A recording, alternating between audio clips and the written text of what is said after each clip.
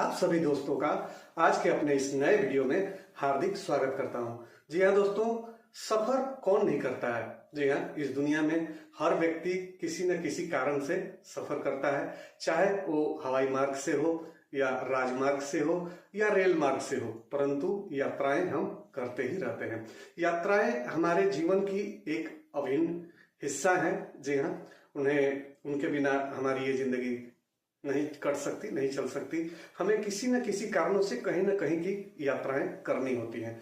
तो चलिए दोस्तों, यात्राओं में आज हम सड़क यात्रा की बात करेंगे। जी हाँ, रोड से सफर करने की बात करेंगे कि आज काफी सुविधाएं हो गई हैं सड़कों पर, राजमार्गों पर। आज से अगर 25-30 साल पहले, 40 साल पहले पीछे जाए दोस्तों, तो बड़ा ही बुरा हाल था, बड़ा ही खस्ता हाल था। और जाम तो अब भी लगते हैं, परंतु उस जाम में और अभी के जाम में अंतर होता है।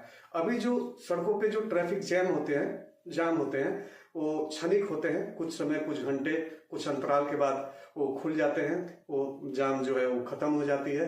परंतु 30-40 साल पहले जो सड़कों पे जाम लगा करता था दोस्तों, वो 1 दिन, 2 दिन, कभी कभी 3 दिन तक का जाम हुआ करता था, क्योंकि सड़कें काफी पतली हुआ करती थी।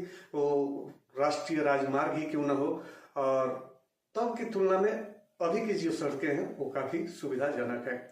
और काफी सारी काम हुआ है, काफी सारा काम अभी भी होना बाकी है। परंतु दोस्तों, हम सभी जब यात्रा करते हैं तो हमें राजमार्गों पे टोल भरना होता है। जी हाँ, टोल प्लाजाओं पे हम पैसे चुकाते हैं सुविधाजनक यात्रा के लिए, अच्छी सड़क के लिए।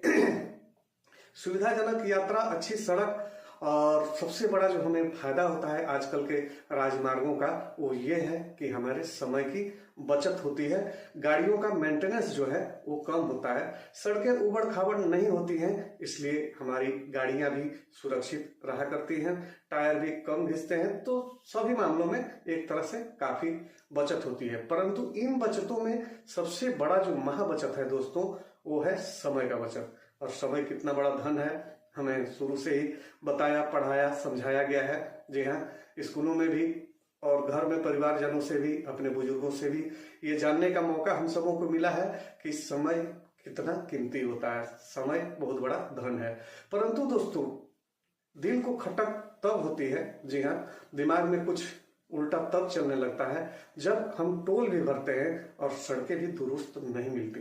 कहीं कहीं तो आप सबों ने पाया होगा कि सड़कों के काम अभी निर्माणाधीन ही हैं, करीब 40% काम पूरे नहीं हुए हैं। कहीं कहीं आपको लगेगा कि 60 या 50% काम जो है वो राजमार्गों के अधूरे हैं। फिर भी टोल जो है दोस्तों वो पूरे के पूरे लिए जाते हैं।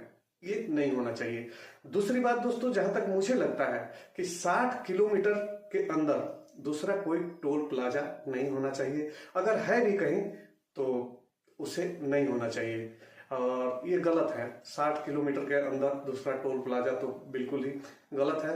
और दोस्तों, रोड का जब तक काम पूरा नहीं होता है, मान लीजिए कि 50 या 60% काम हुआ है, तो उसी हिसाब से टोल भी लिए जाए। अगर 70% काम लिया हुआ पूरा कर लिया गया है उस राजमार्ग का, तो भाई आप टोल भी 70% ही लें, पूरे के पूरे 100% ना वसूलें। क्योंकि निर्माण गतिविधियों के कारण बहुत सारे रास्तों को जो है, सड़कों को डाइवर्ट किया जाता है, हमें डाइवर्सन के द्वारा गुजारा जाता है, और समय हमारी जो है वहां खपत हो जाती है। जिस समय को बचाने के लिए हम राजमार्ग का रास्ता चुनते हैं और भारी भरकम टोल भी भरते हैं, अगर उन्हीं मार्गों में हमारे समय की बचत ना हो तो हमारे साथ या आपके साथ या हम सभी में से किसी के भी साथ एक तरह से अन्याय है दोस्तों।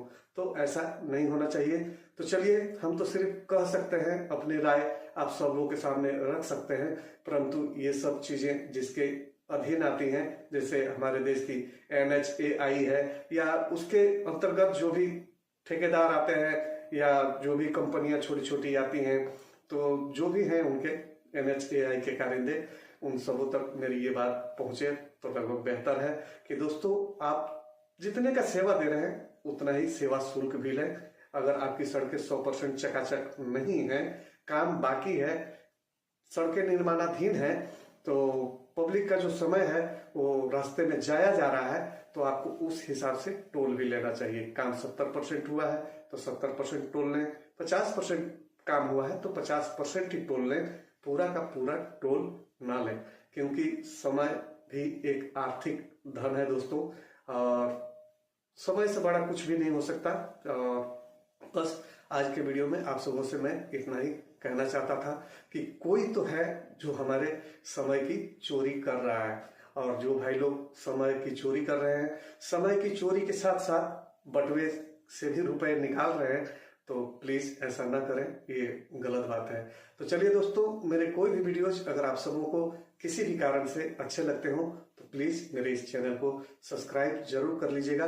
वीडियो अच्छी लगती हो, कुछ बातें सच्ची लगती हो तो मेरे इस वीडियो को भी लाइक कर दीजिएगा। और इसी के साथ धन्यवाद मुझे सुनने के लिए और मेरे इस वीडियो में अभी तक मेरे साथ बने रहने के लिए।